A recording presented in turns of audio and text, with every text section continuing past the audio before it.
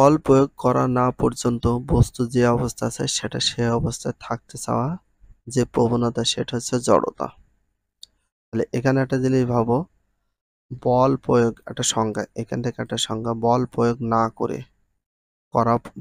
না করা পর্যন্ত বস্তু যে অবস্থা আছে সে অবস্থায় থাকতে চাওয়ার যে প্রবণতা সেটা হচ্ছে জড়তা।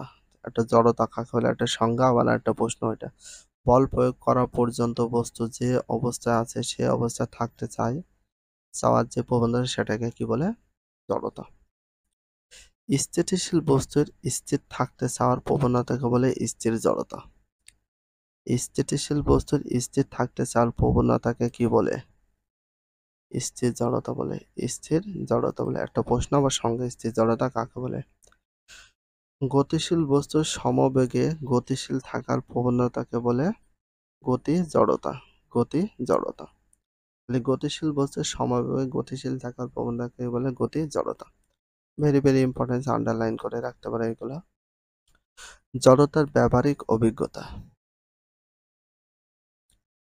থেমে থাকা বাস হঠাৎ চলতে শুরু করলে বাস যাত্রীরা পিছনের দিকে হেলে পড়েন জড়তার কারণে। বাস যখন থেমে থাকে তখন যাত্রীদের শরীর স্থির থাকে, কিন্তু হঠাৎ বাস চলতে শুরু করলে যাত্রীদের শরীরে বাসের সিটে বসে থাকা বাস সংলগ্ন অংশ গতিশীল হয়, কিন্তু শরীরের উপর অংশ জড়তার জন্য স্থির থাকে এবং স্থির থাকতে চায় বলে পিছনে হেলে পড়ে।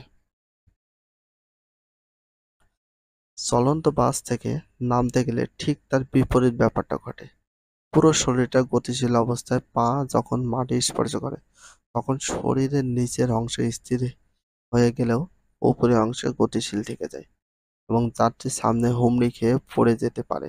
আসলে এটা কিন্তু পসিবল হয়ে থাকে। কাজ। একটি গ্লাসের উপর একটা কার্ড, বোর্ড বা শক্ত কাগজ রেখে তার উপর কয়েন রাখো।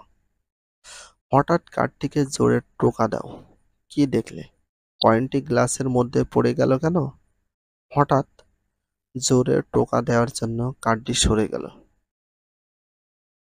কিন্তু জড়তার কারণে কয়েনটি তার নিজস্ব স্থির অবস্থান বজায় রাখতে চাওয়ার জন্য গ্লাসের মধ্যে পড়ে গেল।